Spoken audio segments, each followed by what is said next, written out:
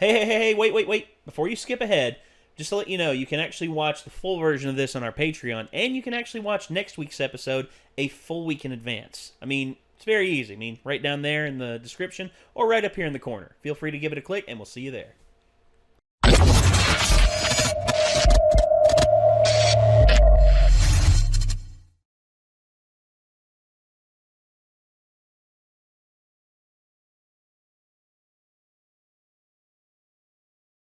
So I was hoping, so I wouldn't have to break your nose. That's my favorite part of that movie. Yeah, I'm sorry, sir. Yeah, it was when he was outside of the outside of that one like former slave owners party, and he gets inside and he's like the brash Negro cowboy. I remember like him and friggin' Chris Klein, I forget his, Artemis. Him and Artemis were on the train talking about what they're going to do to like blend in. He's like, I know. I'll go as a saloon girl, and you go as like you can go as this. He's like, how about I go as the cowboy Jim West who's going to shoot Dr. Lovelace in the head? Like a Negro cowboy at a former slave owner's banquet will be the belle of the ball. He's not wrong. And then, of course, there was the whole, feeling the breast scene. I don't know if you remember that. Yeah, no, I remember. It was a weird movie. He's like... It was a weird movie. He's like, don't squeeze it so hard. You're going to shift all the buckwheat. Buckwheat? That's your problem right there. And then... Yeah, he fills it with water. And, Fills it with water, he's like... I'll touch my breast. Yeah. He's like, oh my, so soft. Now that's what a breast is supposed to feel like. Now feel yours. Oh my God, I'm hard. And meanwhile, the conductor's just listening to this the whole time, just like... That was a weird movie. Oh, yeah. By the way, for those of you who do not know what we're talking about the movie Wild Wild West. The Will Smith movie, which featured Are you sure I'm going to leave this in? Yes. I don't know. It's completely irrelevant to anything ever. Wild Wild Pussycats, dude. Come on. That's the reference. All right, I'll restart it. Let's just go. I mean... Okay, fine. Something. So, Wild Wild Pussycats is the name of this episode, and we figured, hey, we talk about Wild Wild West, the Will Smith movie that honestly shouldn't exist but does, and I enjoy the fact that it exists. Although I feel like I'm dumber. The movie he turned down a role in The Matrix for. Oh my God, you're right. I forgot about that. Yeah.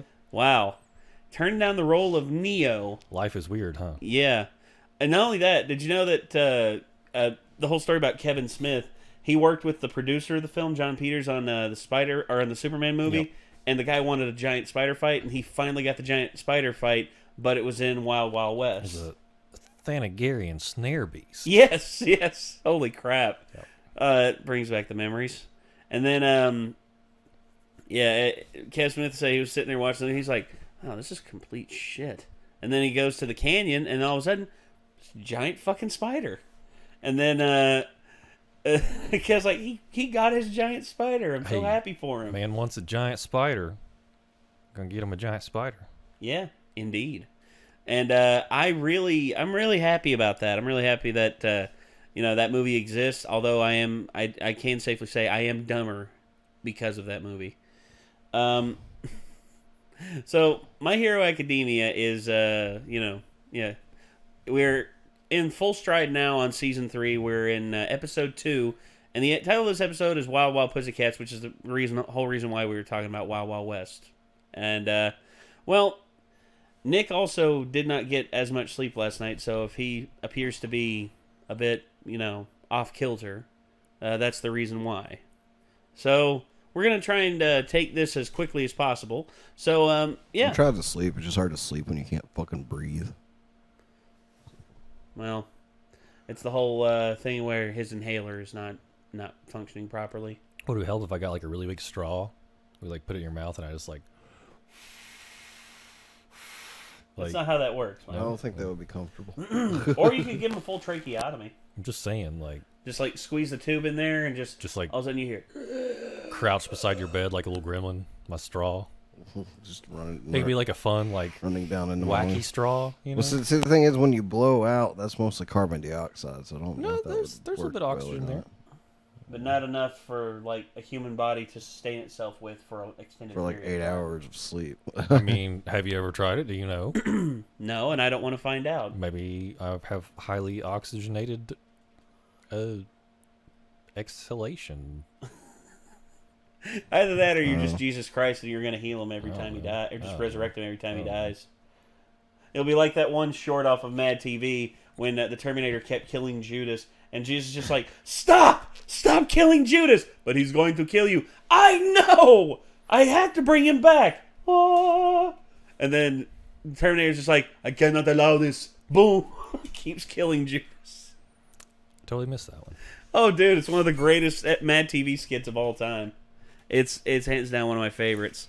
All right, well, anyway, enough of the off-topic stuff. Let's get on to this. This is My Hero Academia, Season 3, Episode 2, Wild Wild Pussycats. Here we go. Beneath our flashy superhero society lurks a dark underworld. Every time we've driven the villains back, they've retreated to the safety of the shadows. And they killed Jeffrey Epstein. Waiting for the perfect time to strike. I heard back from the union today. You can expect a delivery tomorrow. It was thrown together quickly, so it might not look like much, but quality is guaranteed. I must apologize for making such an unreasonable request. The board is set with my pawns and their prey. Finally, time for the real game to begin. At this camp, we'll push you to go beyond your limits. You're aiming to become plus ultra. Yes, sir! I heard some of Class A is taking extra courses. Does that mean they actually failed the final exam? That must be so embarrassing, especially since you're supposed to be so much better than my class. Hey, Fisty. You must be wallowing in shame. Thank you. Time to get on the bus. Okay. Can we just keep a constant, just like... Class A and Class B? It's like a buffet of bombshells. Dude, get yourself together. The bus is here. Everyone line up in seating order. It's always at the hands. Hey, racer. Long time no see. Your feline fantasies are here. You can call us the Wild Pussycats. These are the pro heroes you'll be working with at the summer training camp. They're a 4-person hero team who specialize in mountain rescue. This marks their 12th year working as a... I'm pretty sure your math must be off. I'm 18 at heart. Understood. That's so sad. The summer camp you're staying at is there, at the base of the mountain. That's far. Then why did we stop all the way up here instead? I'm afraid we both know the answer to that. You should have guessed, students. The training camp has already begun. Oh. You can use your quirks as much as you want to. You've got 3 full hours. You'll be able to make it to the facility in that time. Too bad they're all dead from falling off a cliff already. Yeah. Now to find a secluded... Where the heck is Bakugo in all this? I don't know. Oh, God. hell. Is that a golem?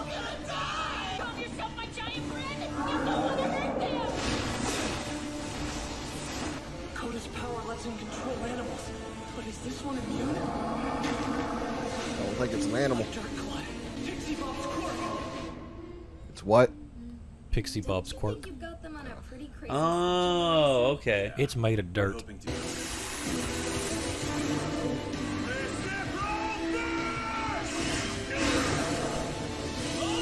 There he is. You guys took that beast out in seconds. It was awesome. I'm relieved. And I relieved all over myself. You showed that thing, boss. We're not done. Let's go, Class A! I got this one.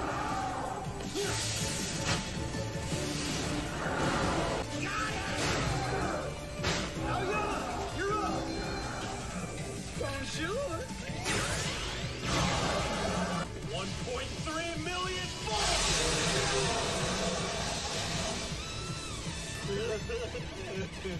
Long like birds in the forest! Remove this evil beast and restart peace in its world!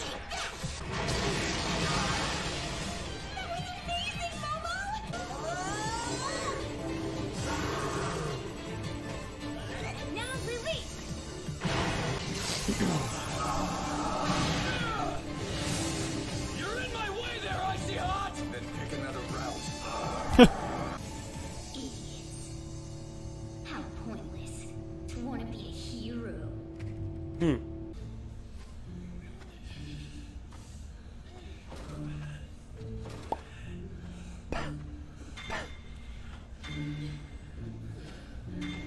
I thought it would take you kids even longer, but you did much better against my dirt monsters than I thought you would. You guys were seriously great.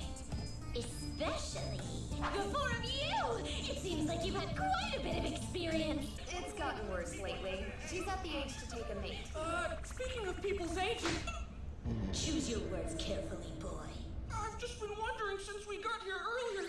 Who is that kid? What's he doing here? My cousin's son who lives with us now. Don't be shy, Kota. It's nice to meet you. Oh! You little dick! You fiend of a child!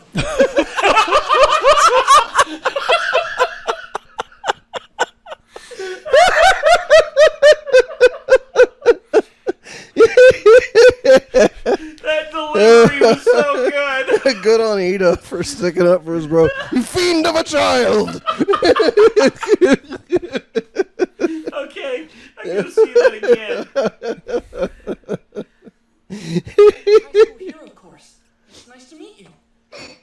Oh. What a low blow! You fiend of a child! This problem is unforgivable! The last thing I want is to hang with some wannabe heroes. That brat's got spunk. Oh, shut up, What are you Bakugan. talking about? You can just shut your mouth before I blast you all the way to hell! Yeah, sure. Enough playing around. Just one little wall, a few pieces of wood, and heaven's waiting on the other side. You're to stop this at once, Mineta! What you're doing is demeaning! Now I know why I have this quirk. It's because walls are meant to be climbed. No! Somebody stop You it. delirious little bastard. Before you become a hero, you should learn how to be a good human.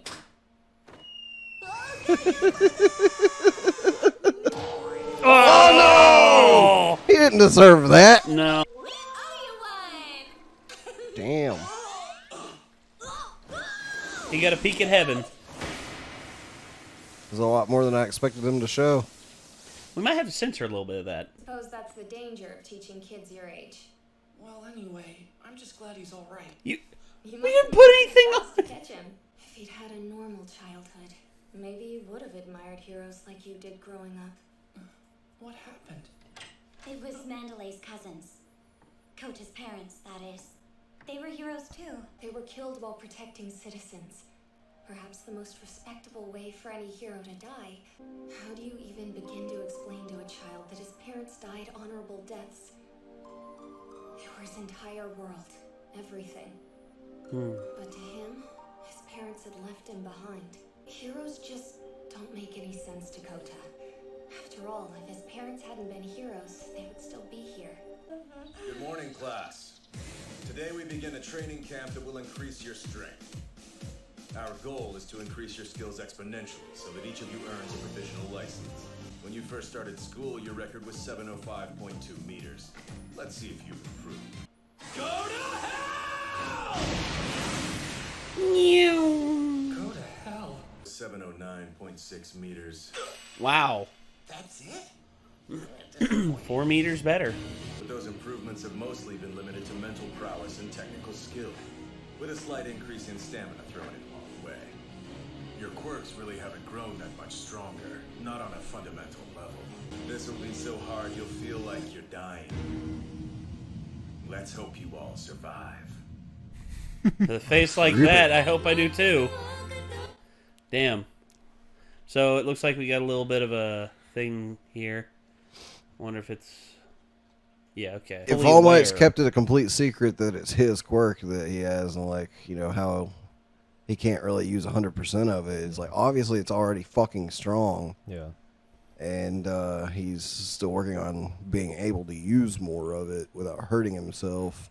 Mm-hmm. So it's like him trying to make it stronger is like kind of counterproductive. So No, you see, right now. where he was able to only... Whenever he threw the ball the first time, because if they're comparing tests, he only used one finger. Now he can throw it with like his whole ass arm. Yeah. at full So, I mean, cowling 5%, he can do that. But he didn't test him on it. He just tested. Yeah. But who's to say Bakugo that? on it used him as an example. Well, he tests him as an example, but I think they're going to run those tests again on everyone to see, an increment. If they have had an incremental improvement in their power, or if they've had a massive amount. Because, for instance, I mean, Todoroki, same thing. Because it's basically going to look to everyone else like Midoriya's quirk has actually grown a lot stronger since he started. Well, they've noticed that from the beginning because remember his movement was very limited early on, but then when they did that one test in the factory works where it showed him hopping across the thing, everyone's just like, "Whoa, you see that?" And that was his training that he did with Gran Torino. Gran Torino helped him grow as a hero. And now, same thing with Todoroki. Todoroki no longer has to depend on just his ice. He can actually put his fire into it as well. And what's more used for propulsion, ice or fire? Fire. Exactly. Now he'll use his fire, and he'll throw farther as well. That's how I feel about it. I don't know, kind of what I got from Aizawa when he said stamina training. It kind of seems like it's not necessarily they have to grow. Well, this isn't going to come out wrong. Grow the quirk, but just hold on to it longer. So it's like he could run at 5% and just hold it for 6 hours. So he's, not just short bursts. So he doesn't actually have to do anything. Just sit there and hold it. Or he can increase the percentage that he uses. He can go to 10% or 20% and incrementally move up like that. And also with him using it more and more at the different percentages, he can determine, okay, I can go 10% for 2 hours versus I can go 5% for 6 hours, or I can go 20%, which is my maximum right now without hurting myself. I can do that for 30 minutes. And just planning stuff out like that, because as a hero, they're still growing, like everyone is. Bakugo, I think his thing is his explosions. He's going to have to learn how to concentrate them down more to where they can focus more on a certain point. Because he's been just bam, bang, bang, boom, versus instead precision. For instance, say instead of having to blow the door open, he needs to do it in a more covert way. So instead, he just pops a little bit of his sweat in there, ignites it, and then it blows the lock out in a very quiet way, and he's able to open the door. I think learning how to control one's power and honing it to where you can direct it more. I mean, when you do that and you direct someone's drive into honing the skills, I mean, there's no telling how far a person can go with it. I mean, for me, it's the same thing as one of my favorite fighters way back in the day was a guy named Chad Mendez. Amazing wrestler, but horrible stand-up. Don't get me wrong, he could hit you, but he had no technique almost. And the stuff that he learned was not that impressive. Then he teamed up with a guy named Dwayne Ludwig. Dwayne Ludwig is one of the best striking coaches out there in the world. Dwayne Ludwig tore him down as a striker, untrained him on literally everything he knew, and rebuilt him back up and honed his skills in the area which he was strongest. He couldn't throw much in terms of kicks, but he could throw crazy good power because he had massive upper body strength. So what he did was he pretty much gave him a striking regimen akin to that of boxing, and thus that's when Chad Mendez started knocking people sideways, because he just learned how to direct himself in the way that he could do his best, and it just takes proper instruction and you putting forward the time to do it. And that's just like anyone wanting to pick up a skill in any way. I mean, you pretty much, if you're going to take instruction from somebody, you pretty much have to unlearn everything that you have, that you think you know, and then have them teach you the basics from the ground up, and then give you their level of understanding, and then you can apply your understanding onto it later. It's just how you go about it. I mean, the human mind is an amazing thing. I mean, the younger we are, the faster we can learn things. For instance, that's why they always teach kids foreign languages when they're very, very young. And over time, the neuroplasticity in the brain goes away. We're not able to learn as quickly or as much anymore. And honestly, that's that's something I really wish humans could retain more and more as they get older, because then you'd have people with an infinite amount of skills, just workers who could literally do anything they want to, and jacks of all trades, which I've tried my damnedest to be, but, you know, jack of all trades, master of none, which... Still better than a master of one. This is true. This is very true. But, yeah, the whole thing is just...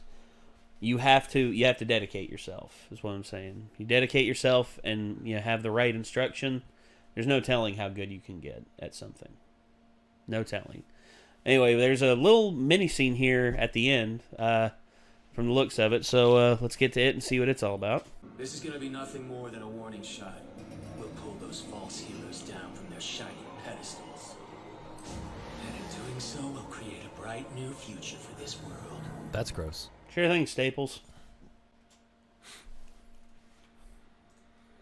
So yeah, looks like those guys are gonna make their move. I guess trying to come after them at summer camp or something like that. I don't know.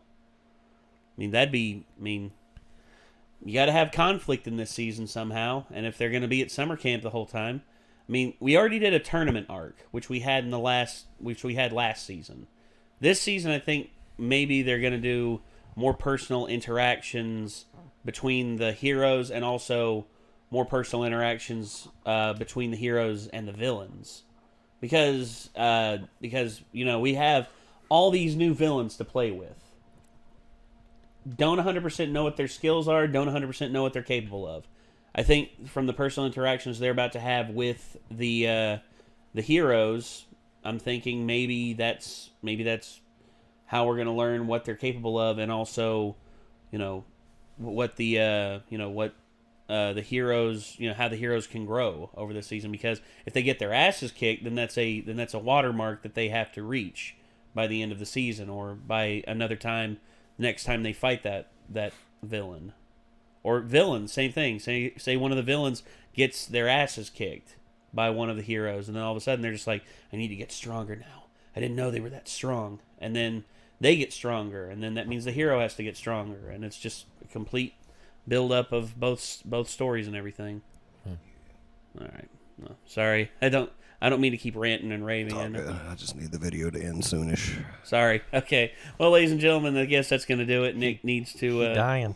Yeah, Nick is dying, so we're going to end it here. So that was Wild Wild Pussycats, Season 3, Episode 2. If you enjoyed the video, you know what to do. Leave a like. Don't forget to subscribe. Don't forget to ring the bell. If you want to see the full version of this and get it a week ahead, head over to our Patreon, which is right down there in the description. And until next time, signing off, I'm Nate. Micah. I'm Nick. We'll see you in the next one, everybody. Peace out.